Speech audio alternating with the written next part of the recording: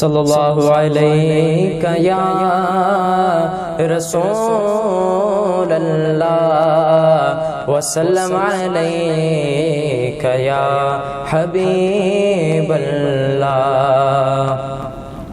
واہ کیا جود و کرم ہے شہبت تیرا، واہ کیا جود و کرم ہے شہبت تیرا. نہیں سنتا ہی نہیں مانگنے والا تیرا. صلی اللہ علیہ یا رسول اللہ وسلم علیہ یا حبیب اللہ. جا زندگی مدینے سے جھونکے ہوا کے لا، جا زندگی مدینے سے جھونکے ہوا کے لا. شاید حضور ہم سے خفا ہے منا کے لا، شاید حضور ہم سے خفا ہے منا کے لا. کچھ ہم بھی اپنا چہرے باطن سنوار لے، کچھ ہم بھی اپنا چہرے باطن سنوار لے. بکر سے کچھ آئینے عشق و وفا کے لا، بکر سے کچھ آئینے عشق و وفا کے لا. جا زندگی مدینے سے جھونکے ہوا کے لا،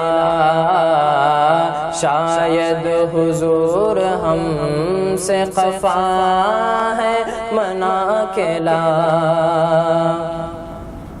دنیا بہت ہی تنگ مسلمان پہ ہو گئی، دنیا بہت ہی تنگ مسلمان پہ ہو گئی. فاروق کے زمانے کا نقشہ اٹھا کے لا، فاروق کے زمانے کا نقشہ اٹھا کے لا. شاید حضور ہم سے خفا ہے منا کے لا. باطل سے دب رہی ہے پھر امت رسول کے، باطل سے دب رہی ہے پھر امت رسول کے. منظر ذرا حسین سے پھر کربلا کے لا، منظر ذرا حسین سے پھر کربلا کے لا.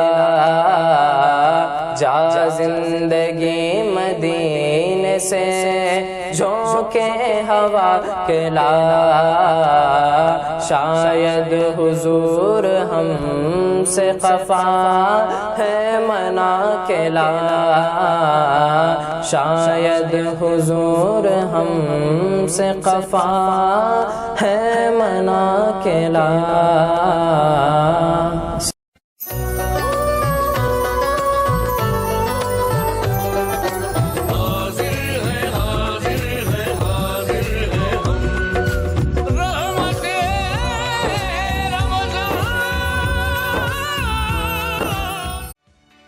کرناٹکا بیٹری شاہپور میں پچھلے 25 سالوں سے قائم ہے. کرناٹکا بیٹری کی مختلف برانچز گلبرگہ اور یادگیر میں بھی موجود ہیں. वाजबी दामों में उम्दा किस्म और ब्रांड के बैटरीज आपको सिर्फ कर्नाटका बैटरीज में मिलेंगे।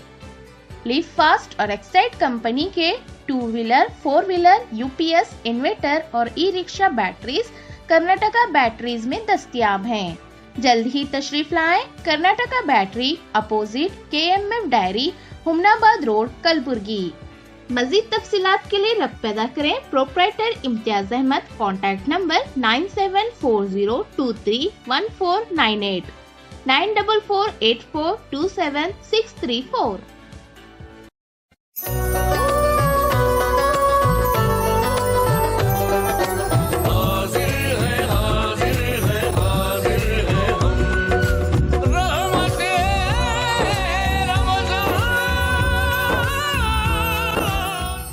नाज़रीन अस्सलाम वालेकुम रहमतुल्लाहि व बरकातहू।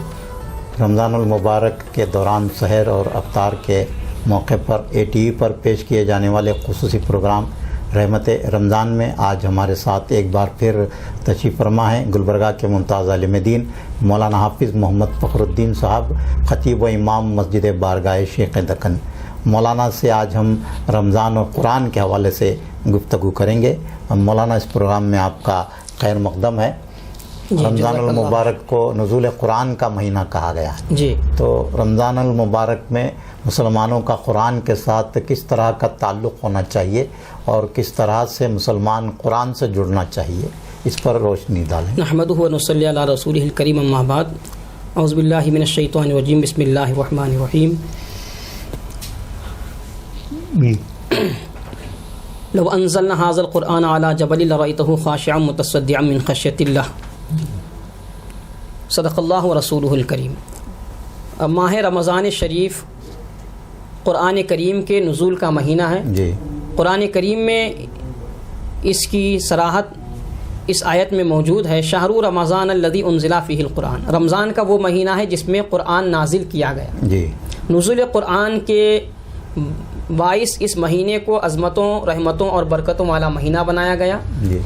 मुसलमानों का ताल्लुक़ कुरान से रमज़ान शरीफ के साथ साथ ज़िंदगी भर मुस्तहकम होने की अशद ज़रूरत है। जी जी। जब तक मुसलमानों का ताल्लुक़ कुरान से मज़बूत था, मुस्तहकम था, हर मैदान में हर वक्त वो कामयाब और सुरखरू रहे जी। कामयाबी ने उनके कदम चूमे। जी। जब से मुसलमान कुरान से ताल्लुक़ को कमज़ोर बना लिया, सिर्फ़ उसको ईसाल सवाब का, फ़ातिहा ख़वानी का ज़रिया बनाया, उस वक्त से नाकामी, ज़वाल और इन्हितात उम्मत मुस्लिमा का मुक़द्दर बन गए। जी जी। सहाबा इकराम को आप देखें, उनका ताल्लुक़ कुरान से किस तरह कदर था। हज़रत अली शेर खुदा रज़ी अल्लाह ताला अन्हु इरशाद फरमाते हैं कि अगर मेरा तस्मा भी खो जाए तो मैं उसको कुरान में तलाश करूँगा। यानी हर मसले का हल कुरान से तलाश करते थे।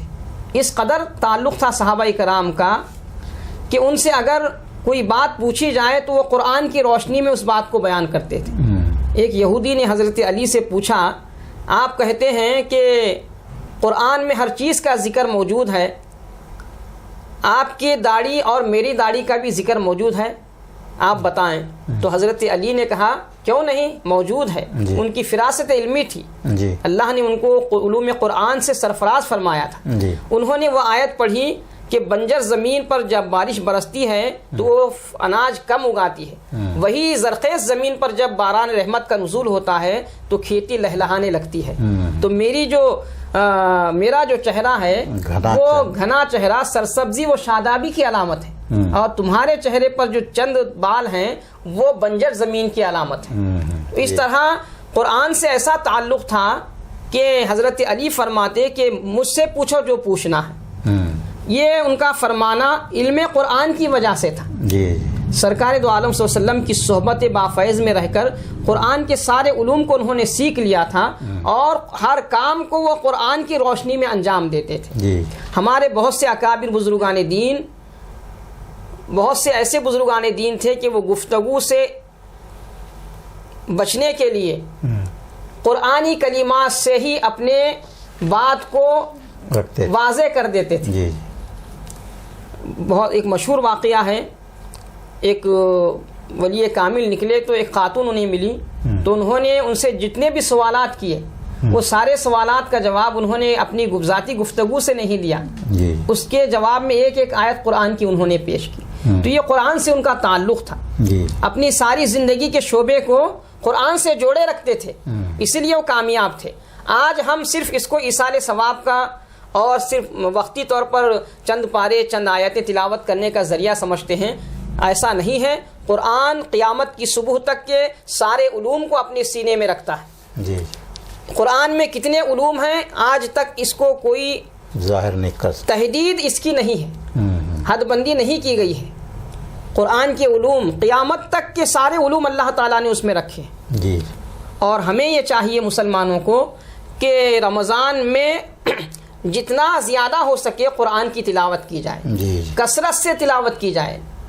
ہمارے اکابر بزرگان دین حضرت خواجہ معین الدین چشتی رحمۃ اللہ علیہ، خواجہ غریب نواز رحمۃ اللہ علیہ دن میں ایک قرآن مجید ختم فرماتے، رات میں ایک قرآن مجید ختم فرماتے. حضرت امام اعظم ابو حنیفہ کا بھی معمول ایسا ہی تھا، وہ رات میں ایک قرآن مجید رمضان میں ختم فرماتے، دن میں ایک قرآن مجید ختم فرماتے. اس طرح 60 قرآن مجید کی تکمیل رمضان میں کرتے تھے. ہمارے بہت سارے شیوخ اکابر بزرگان دین کا یہ معمول تھا کہ سب سے زیادہ اگر وہ کوئی کام کرتے دکھائی دیتے رمضان میں تو کثرت سے تلاوت قرآن. تلاوت قرآن کے ساتھ ساتھ آج کے دور میں ہمیں قرآن کے معنی اور تفسیر سے بھی واقف ہونے کی ضرورت ہے. آج زمانہ قرآن کریم کو دہشت گردی کی کتاب قرار دے رہا ہے، جبکہ اس میں دہشت گردی کی ہرگز تعلیم نہیں ہے. رحمت کی تعلیم ہے، امن کی تعلیم ہے، محبت کی تعلیم ہے، احترام انسانیت کی تعلیم ہے، اتحاد اتفاق اخوت و محبت بھائی چارگی کی تعلیم ہے. تعصب کی نگاہوں سے دیکھ کر قرآن کریم کو دہشت گردی سے جوڑنے کی ناپاک کوشش کی جا رہی ہے. تو آج کے ان پرآشوب حالات میں ہر مسلمان کی یہ ذمہ داری ہے کہ وہ خود بھی علوم قرآن سے واقف ہو اور اپنے کنبے کو بھی علوم قرآن سے واقفیت حاصل کروائے. تو اس کے لیے ترجمے سے پڑھنا ضروری ہے، ترجمے سے پڑھنا ضروری ہے. ترجمے کے ساتھ ساتھ تفسیر سے بھی پڑھنا ضروری ہے تاکہ اس کے احکامات واضح طور پر معلوم ہو سکیں. صرف ترجمہ پڑھنے سے اس کے احکامات کیا ہیں، اس کا مفہوم کیا ہے، شان نزول کیا ہے، اس میں کیا احکامات بیان کیے گئے ہیں، یہ واضح طور پر معلوم نہیں ہوتا صرف ترجمے کے ساتھ پڑھنے سے. مولانا ہمارے پاس ایسا کوئی نظم نہیں ہے جیسا کہ تراویح کا نظم ہے. تو تراویح میں جو قرآن مجید کی تلاوت کی جاتی ہے 1 پارہ سوا پر، تو اس کا ترجمہ، اس کی تفسیر، اس کا خلاصہ پیش کرنے کا کوئی نظم ہونا چاہیے، عام مسلمانوں کو واقف کروانے کے لیے. اس کا علماء اس طرف کوئی توجہ نہیں کر رہے ہیں. شہر گلبرگہ میں الحمدللہ چند مساجد میں اس کا نظم ہے، 3-4 مساجد میں. بعض مساجد میں تراویح کی فوری بعد بھی اس کا نظم ہے، بعض مساجد میں دوسرے دن ظہر کی نماز کے بعد اس کا نظم رکھا گیا ہے. اس نظم کو عام کرنے کی ضرورت ہے. تو ایک درس قرآن شروع کیا جانا چاہیے، درس قرآن کی مہم چلانا چاہیے. ہر مسجد میں، ہر محفل میں قرآن کا درس عام کرنا چاہیے. اور یہ آپ نے جو بات کہی قرآن مجید پر جو اعتراضات ہو رہے ہیں، تو معترضین تک بھی پہنچ کر ان سے اس بارے میں خلاصہ ہونا چاہیے کہ ان سے پوچھا جانا چاہیے کہ آپ کا اعتراض کس حد تک درست ہے، اس کو ان کو قائل کرانا چاہیے. اور قرآن کی تلاوت کے بارے میں یہ کہا گیا ہے کہ وہ دلوں کو نرم کرتا ہے. سخت اگر دل ہے تو اگر اس کو قرآن سنایا جائے تو نرم ہو جاتا ہے اور آدمی رونے پر بھی آمادہ ہو جاتا ہے. ایسی کوئی کوشش نہیں ہو رہی ہے اجتماعی طور پر زمانہ، ایسی کوشش ہمارے جماعت علماء میں، صوفیہ میں یہ مہم کو عام کرنے کی ضرورت ہے کہ آج یہ متعصبین تک تو پہنچانے کی ضرورت ہے ہی ہے، لیکن جو برادران وطن ہیں، جو صاف دل رکھتے ہیں اور بھائی چارگی کے خواہاں ہیں، ان تک بھی ترجمے کے ساتھ قرآن کے تعلیمات کو پہنچانے کی اشد ضرورت ہے. اس کے ساتھ تلاوت بھی ہونا چاہیے، تلاوت کی جائے، کیونکہ قرآن کریم کی یہ تاثیر ہے کہ اس کو پڑھنے سے سخت دل بھی موم ہو جاتا ہے اور ایمان کا نور اس کی برکت سے پیدا ہو جاتا ہے. بہت سارے لوگ قرآن کی تلاوت سے ہی ایمان کی دولت حاصل کی ہے. ہمارے اکابر بزرگوں کا یہی طریقہ تھا کہ وہ قرآن کریم کی تلاوت کے ذریعے سے ہی اپنی تبلیغ کے فریضے کو انجام دیتے ہیں. تو یہ میں اکثر دیکھتا ہوں کہ رمضان میں قرأت قرآن مجید کے جلسے ہوتے ہیں، تو غیر مسلموں کے لیے بھی اس طرح کے جلسوں کا انعقاد کیا جانا چاہیے. کیا کہیں گے آپ اس بات؟ اس ہمارے ملک میں جو گنگا جمنی تہذیب کا گہوارہ ہے جی، اور شروع سے یہاں کے برادران وطن ہمارے ساتھ بھائی چارگی کے ساتھ رہے ہیں اور یہ سلسلہ جاری رہے گا. یہ صوفی سنتوں کا شہر ہے جی، تو صوفیہ اکرام اور دیگر بزرگان دین نے اپنی زندگیوں میں آپ کبھی یہ بتائیں کہ ان کی محفلیں صرف مسلمانوں تک محدود تھیں؟ پھر آج کیوں ایسا نہیں ہوتا؟ آج اس نظم میں کمی آ گئی ہے. اثر نو اس کے احیاء کی ضرورت ہے. بہت صحیح. جی ہاں جی. اثر نو اس کی احیاء کی ضرورت ہے. جو ہمارے اسلاف کرام جس طرز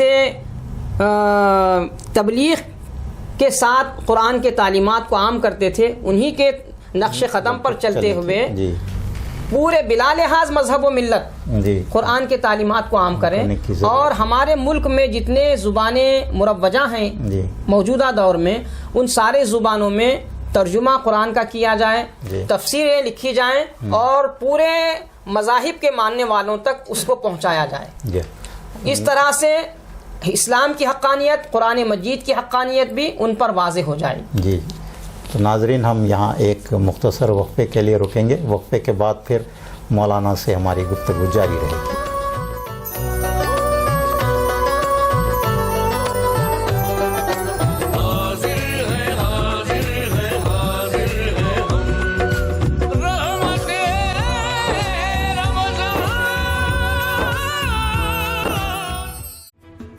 مدنی مینار خوبصورت، شاندار، قدیم اور جدید طرز کے مینار.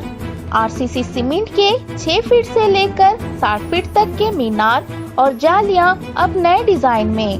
مضبوط اور خوشنما مینار محراب، ممبر اور مساجد میں نماز کے اوقات کے لیے ڈیجیٹل واچ کی تعمیر کے لیے آج ہی رقم پیدا کرے. مدنی مینار ہاگرگر road, Gulbarga.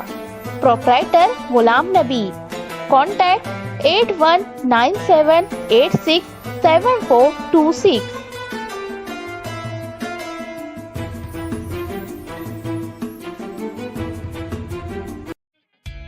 Fine Art Designer, a complete menswear, exclusive for suits and sherwanis. Ready-made tailors and textiles. شہر گلبرگہ کا قدیم اور مشہور ملبوسات کا مرکز فائن آرٹ ڈیزائنر. 1972 سے فائن آرٹ ڈیزائنر گلبرگہ میں شاندار اور عمدہ ملبوسات کے لیے نامور مرکز ہے.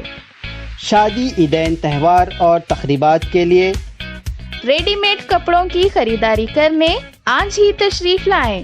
Fine art designer. Sherwani, coat, jacket, jeans pants, shirt, T shirt کا شاندار اسٹاک. بچوں اور بڑوں کے لیے بالکل لیٹسٹ اسٹاک. ریڈی میڈ کپڑوں کے ساتھ ساتھ belts, perfume, footwears fine art designer میں دستیاب ہیں. فائن آرٹ ڈیزائنر ایک complete means wear. Fine art designer کے اس انداز کا جس میں تمام ورائٹیز رکھی. فائن آرٹ ڈیزائنر جو فائن آرٹ ڈیزائنر، ایک فائن آرٹ ڈیزائنر 1972 سے جو ہے آیا ہوں. ایک فائن آرٹ ڈیزائنر، ایک complete means where. Address Shalimar complex, Timmapuri Chowk, Gulbarga. Proprietor Abdulrazzaq Badri. Contact 9845665286 8904131307. Fine art designer, a complete means where. Address Lakshmi market, Bhutan Gali, Gulbarga.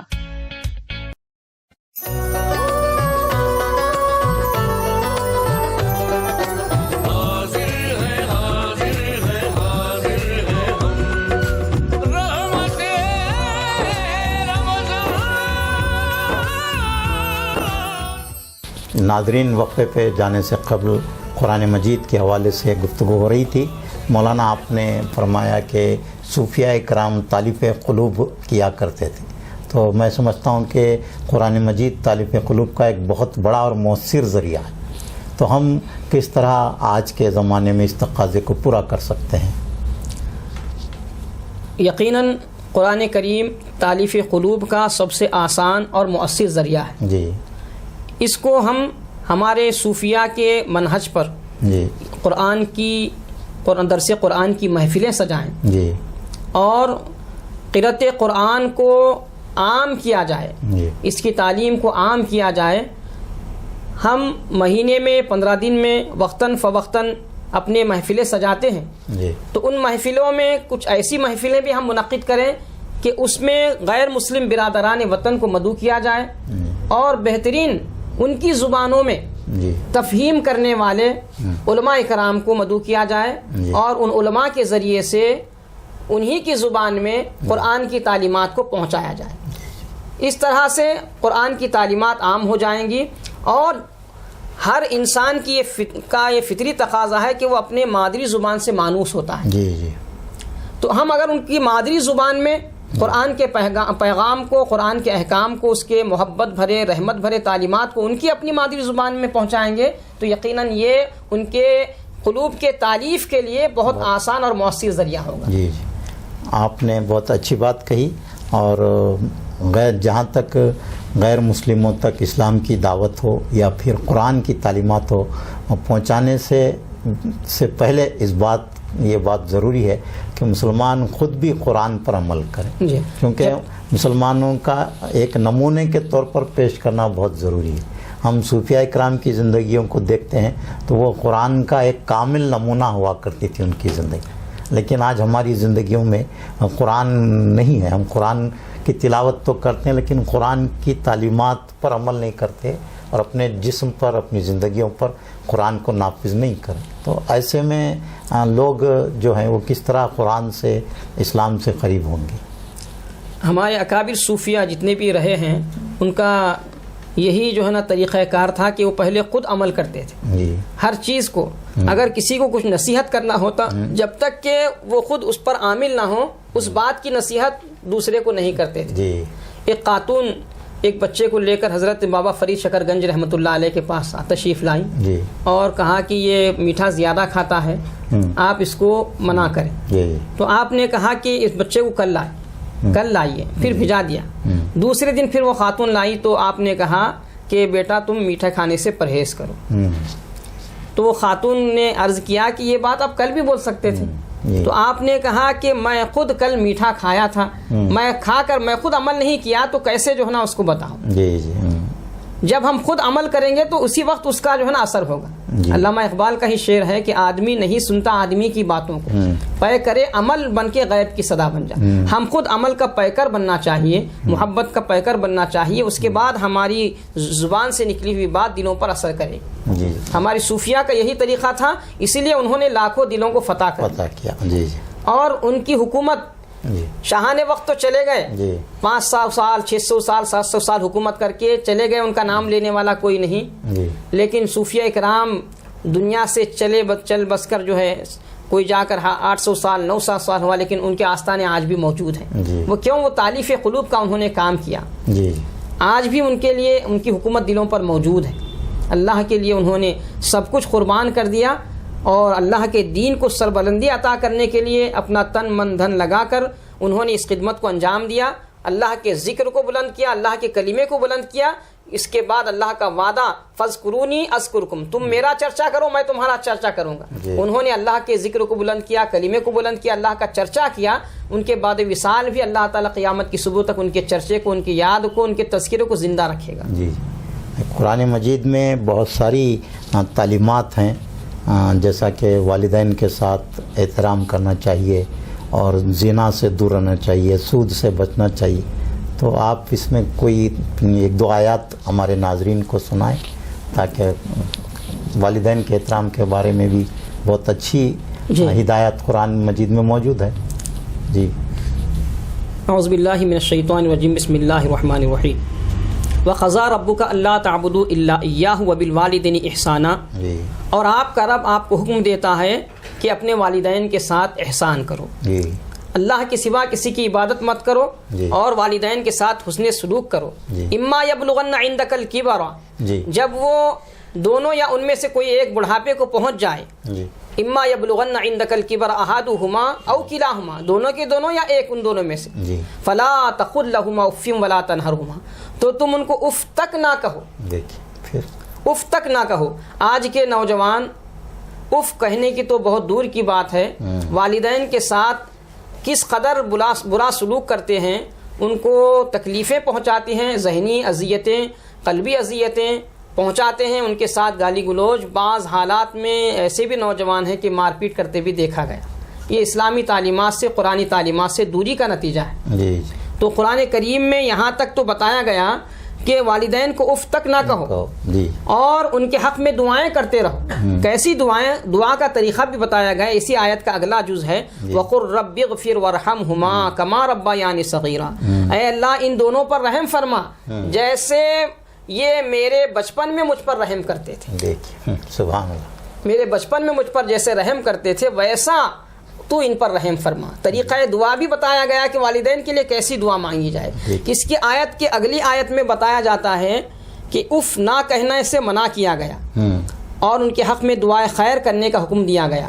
ساتھ ساتھ اللہ تعالیٰ نے ایسے جذبات اور احساسات پر بھی پابندی لگا دی ہے جو والدین کے خلاف دل میں پیدا ہوتے ہیں۔ اللہ تعالیٰ نے اس آیت کے اگلے جز میں فرمایا ہے کہ جو تنگی اور جو جذبات تمہارے والدین کے لیے تمہارے دل میں پیدا ہوتے ہیں، اللہ تعالیٰ اس سے بھی باخبر ہے۔ واہ سبحان اللہ۔ تو یہ اف نہ کہنا اور ان کے حق میں دعا کرنا یہ تو احکامات ہیں، یہاں تک احکامات اور آداب والدین کے لیے اولاد کو بتائے گئے ہیں کہ دل میں بھی ان کے لیے کوئی بری بات، کوئی برا خیال پیدا نہ ہو، کوئی برا احساس پیدا نہ ہو، اس پر بھی اللہ تعالیٰ کی نظر ہے۔ جی جی تو آپ اندازہ کریں کہ والدین کی کتنی عظمت ہے، اور والدین کے احترام کی، والدین کی خدمت کی، والدین کے ادب کی کس قدر قرآن کتنی باریکی کے ساتھ تعلیم دیتا ہے۔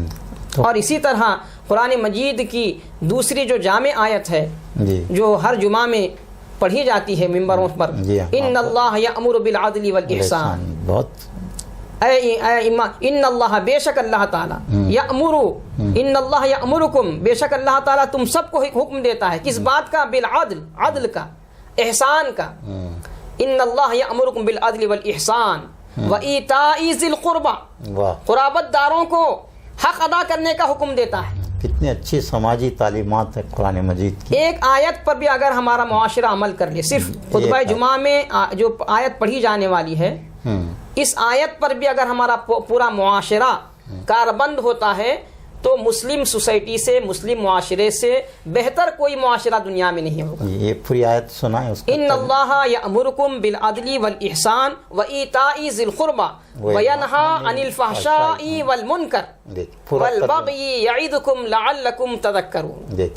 بے شک اللہ تعالیٰ تم کو حکم دیتا ہے کہ ہر معاملے میں عدل کرو۔ عدل کا دائرہ صرف اپنے گھر تک محدود نہیں، اپنے ذات تک محدود نہیں، ہماری زندگی کا دائرہ جس قدر وسیع ہے اس قدر عدل محیط ہے ہماری زندگی کے ساتھ۔ جی جی ہر چیز کے ساتھ عدل کرنا ہے، ماں باپ کے ساتھ، بیوی بچوں کے ساتھ، رشتہ داروں کے ساتھ، دوست احباب کے ساتھ، آپس میں برادران وطن کے ساتھ، ہر چیز کے ساتھ عدل کرنا ہے۔ جی عدل کا نظام جب قائم ہو جائے گا حقوق خود بخود ادا ہو جائیں گے۔ جی جی ہاں، اور اس کے بعد احسان، ایک دوسرے کے ساتھ احسان کا معاملہ کیا جائے۔ جی آقا کریم علیہ السلام ارشاد فرماتے ہیں کہ جو خاندان، جو کنبہ ایک دوسرے کی ساتھ صلہ رحمی کرتا ہے، ایک دوسرے کے ساتھ صلہ رحمی یعنی ضرورتوں کو پورا کرتا ہے، مدد کرتا ہے، تو وہ خاندان کبھی غریب نہیں ہو سکتا۔ سبحان اللہ۔ غربت اور افلاس اس کے قریب ہرگز پھٹک نہیں سکتی۔ جی تو احسان کی تعلیم ہے، عدل کی تعلیم ہے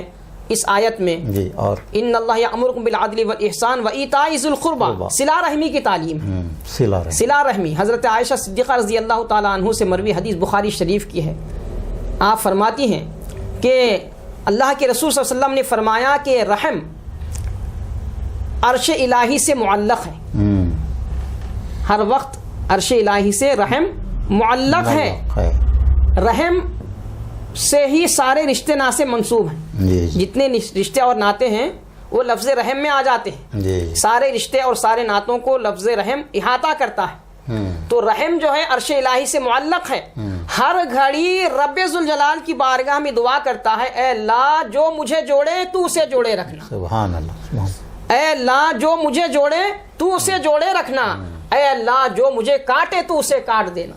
واہ، تو کتنا اچھی تعلیم قرآن مجید میں ہے اور کہ اس میں منکرات اور فواحش سے بچنے کی بھی ہدایت، جی اس پہ پورے سوسائٹی کو، ان اللہ یأمرکم بالعدل والاحسان وایتاء ذی القربى وینہی عن الفحشاء، اور اللہ تعالیٰ تمہیں فحش کاموں سے، منکرات سے، فحش باتوں سے، سارے جو فحش جو لفظ ہے ایسا جامع ہے کہ ہر گناہ کو یہ شامل کرتا ہے، تو سارے گناہوں سے بچنے کی تعلیم دیتا ہے اللہ تعالیٰ، حکم دیتا ہے۔ وینہی عن الفحشاء والمنکر، فحش اور منکر یہ دو الفاظ ایسے ہیں کہ سارے گناہوں کا یہ احاطہ کرتے ہیں۔ فحش اور منکر یہ دو لفظ اگر بولے جائیں تو سبھی گناہ اس میں شامل ہو گئے، تو سبھی گناہوں سے بچنے کا حکم بھی اللہ تعالیٰ عطا فرماتا ہے۔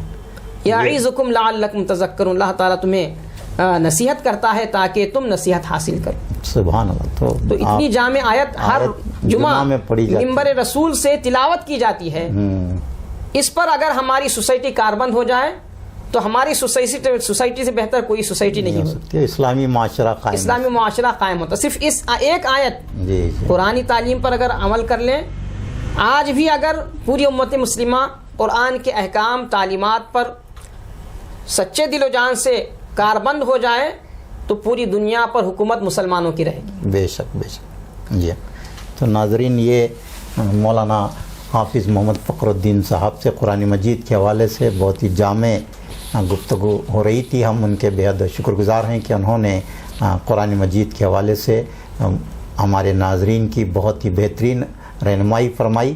اللہ تبارک و تعالیٰ انہیں جزائے خیر دے۔ اسی کے ساتھ آج کا یہ پروگرام اختتام پذیر ہوتا ہے۔ اگلے پروگرام میں پھر ملاقات ہوگی۔ اللہ حافظ۔